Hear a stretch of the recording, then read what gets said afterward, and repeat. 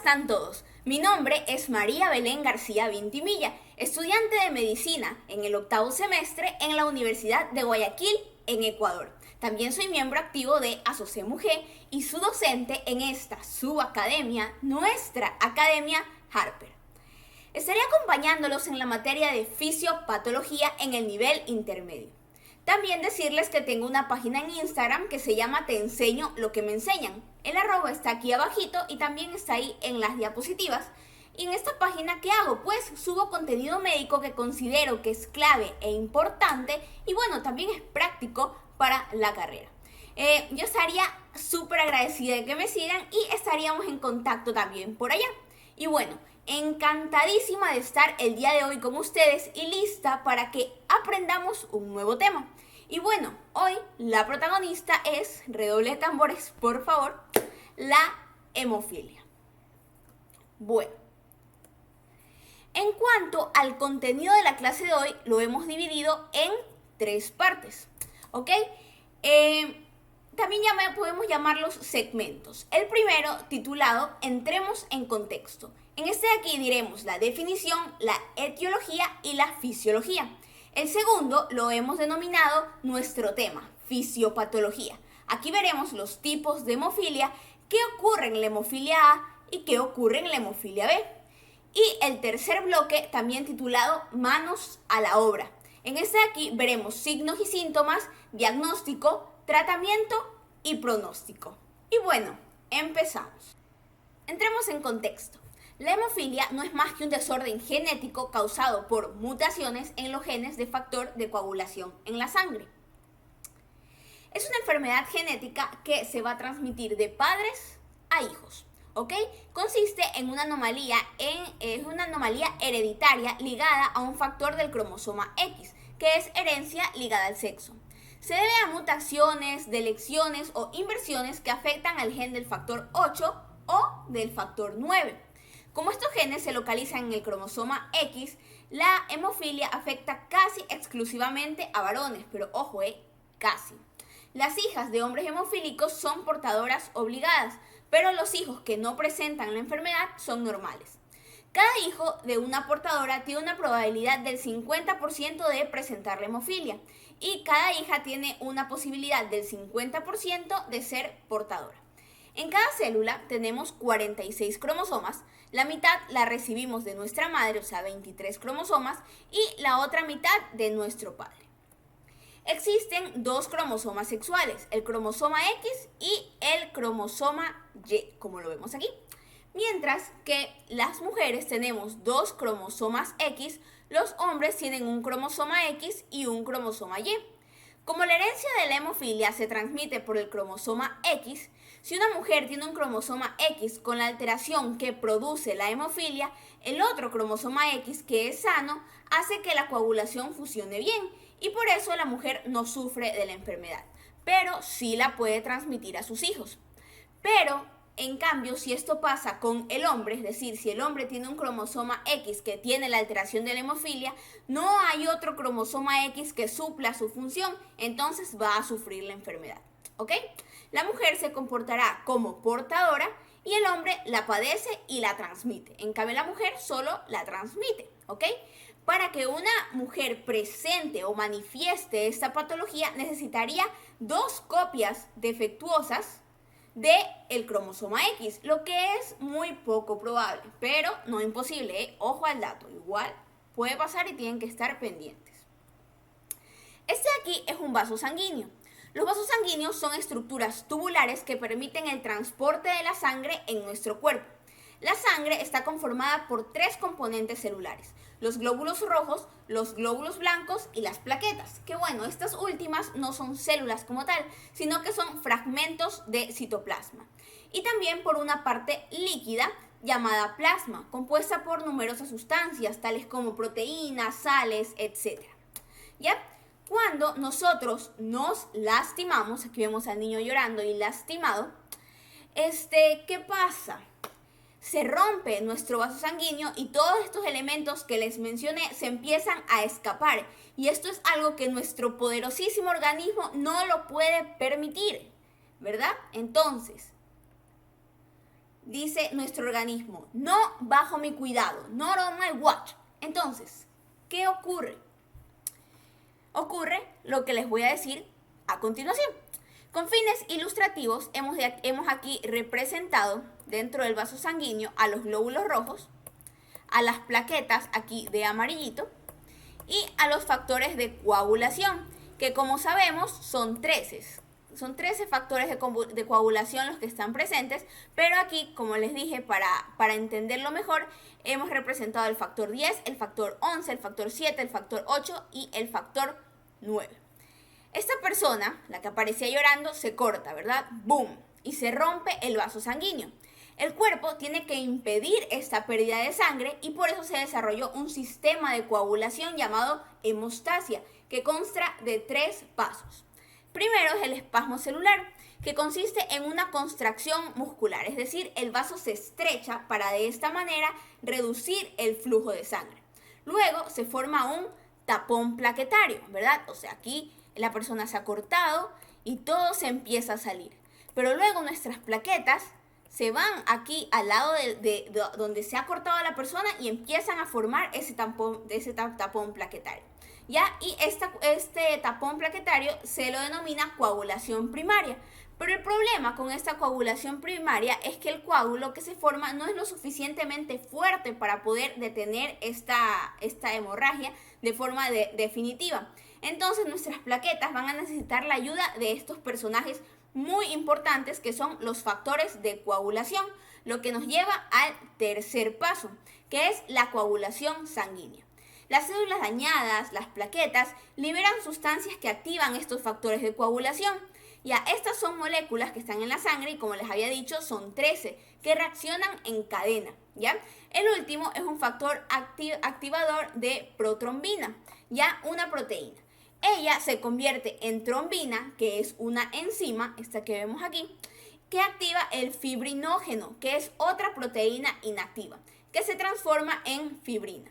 Ya, esta fibrina forma fibras que impiden la salida del plasma. Así se refuerza este coágulo que se mantiene hasta que la herida se sane.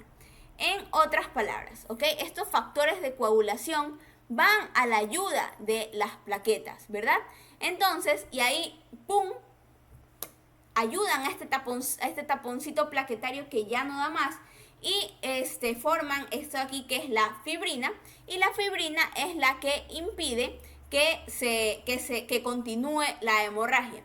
Cabe recalcar que el factor 7 activa el factor 11, el factor 11 activa el factor 9, el factor 9 activa el factor 8 y el factor 8 activa al factor 10. Si alguno de estos faltara, ¿qué pasaría? No se activaría el siguiente factor y aquí es que empiezan los problemas.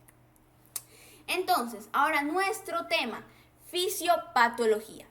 Tenemos 2 tipos de hemofilia ligadas al sexo, la hemofilia A y la hemofilia B. En la hemofilia A hay una deficiencia del factor de coagulación 8 y en la hemofilia B hay una deficiencia del factor de coagulación 9. ¿Ok? Las proteínas son formadas por genes. Tenemos el gen del factor 8 que forma las proteínas del factor 8 y tenemos el gen del factor 9 que obviamente forma las proteínas del factor 9. ¿Ok? Si tenemos una mutación, una deleción, inversión, etcétera, que afecte al gen del factor 8 o al gen del factor 9, lo que va a provocar es que no se creen estas proteínas, ni la del factor 8 ni la del factor 9. Entonces va a haber una deficiencia de factor 8 y en el caso de la hemofilia A, y en el caso de la hemofilia B va a haber una deficiencia de factor 9, que eran los conceptos que habíamos dicho de hemofilia A y hemofilia B. Los grados de severidad van a estar basados en los porcentajes del número de proteínas de factor de coagulación que el cuerpo crea. Por ejemplo, es severa cuando se crea menos del 1% de estas proteínas. En esta hemofilia severa, la mayoría de los pacientes llegan al 0%, es decir, una creación de proteínas inexistentes. Es moderada cuando se crea entre el 1 y el 5% de estas proteínas, pero igual esto aquí no es lo suficiente para detener la hemorragia, entonces van a necesitar también de cierta ayuda para coagular. Y la hemofilia leve es cuando se crean entre el 5 y el 40% de estas proteínas. Manejar estos porcentajes del 5 al 40 ya ayuda a detener ciertas hemorragias. Aunque si ya se presentan hemorragias más grandes o más severas, es posible que la persona con hemofilia leve no sea capaz de controlar su hemorragia. De hecho, se han dado casos que una persona con hemofilia leve en su vida nunca se ha dado cuenta que tiene esta hemofilia leve. Sin embargo, cuando tienen, por ejemplo, una operación, que ya es bastante seguro que van a haber muchas más hemorragias, entonces aquí es por lo general que se dan cuenta porque su cuerpo no es capaz de detenerlas. Ok, aquí tenemos la hemofilia A, la fisiopatología de la hemofilia A. Aquí vemos que hay una deficiencia de factor 8. Podemos ver ahí el factor 8 con una X fuera del vaso sanguíneo. Y lo mismo, ¿verdad? Tenemos ahí los glóbulos rojos, tenemos las plaquetas, tenemos los factores de coagulación que sí están adentro y ¡boom! La persona se lesiona, se lastima, se rompe el vaso. Todos los componentes empiezan a salir. Las plaquetas dicen, nuestro organismo dice, no bajo mi cuidado, se empieza a formar el tapón plaquetario. Ese tapón plaquetario no es lo suficientemente potente, necesita de los factores de coagulación. Va el factor 7 que activa a el factor 11, el factor 11 que activa a el factor 9, pero hey, ¿qué pasó aquí? No tenemos el factor 8. Ya, entonces no existe si estamos ante una hemofilia severa o moderada. Ya, entonces este proceso no es capaz de completarse. El factor 10 lo vemos que ahí sigue ahí solito dentro de nuestro vaso sanguíneo. Ya, y recuerden, me gustaría que veamos estos factores de coagulación como piezas de dominó, que una va tirando a la otra, ¿verdad? Pero si hay una pieza que falta, esta de aquí ¡pop!, no va a poder tirar a la siguiente. Entonces no se va a poder completar el proceso, por lo que no se va a poder crear la fibrina. Entonces la persona sigue sangrando y sigue sangrando y sigue sangrando y sigue sangrando. Lo mismo con la hemofilia B, ¿verdad? O sea, ya es lógico pensarlo. Aquí nos falta el factor de coagulación 9, que lo vemos fuera con una X. Listo, tenemos los glóbulos blancos, tenemos las plaquetas, tenemos los factores de coagulación que sí están presentes ahí, 10, 11, 7, 8 y bueno, todos los otros, pero el 9 no está presente. La persona se corta, el niño llora, boom, se rompe el vaso sanguíneo. ¿Qué ha pasado? Se empieza a escapar todo. Nuestro organismo no lo puede permitir, no bajo mi cuidado. Entonces, ¿qué hace? Empieza a crear el tapón plaquetario. Pero ese tapón plaquetario habíamos dicho que no era tan fuerte como para detener definitivamente la hemorragia. Y necesita de nuestros amigos los factores de coagulación. Pero ¿qué ha pasado? Empieza el 7, ¿verdad? El 7 activa el 11, pero hey, ahora no hay factor 9. Entonces, no se va a activar el factor 8, no se va a activar el factor 10, por ende no se va a crear la fibrina y la persona sangra y sangra y sangra y sangra y sangra y sangra y sigue sangrando. Ahora sí, vamos a nuestro siguiente segmento, manos a la obra. Bueno, en cuanto a los signos y síntomas, tenemos dos tipos de hemorragia en nuestro cuerpo. Las hemorragias externas, que es cuando podemos ver la sangre, y las hemorragias internas. La persona con hemofilia tiende a sufrir bastantes hemorragias internas y entre ellas, pues, las que más comúnmente se ven son donde hay muchos vasos sanguíneos. Estas aquí son las que más complicaciones van a tener.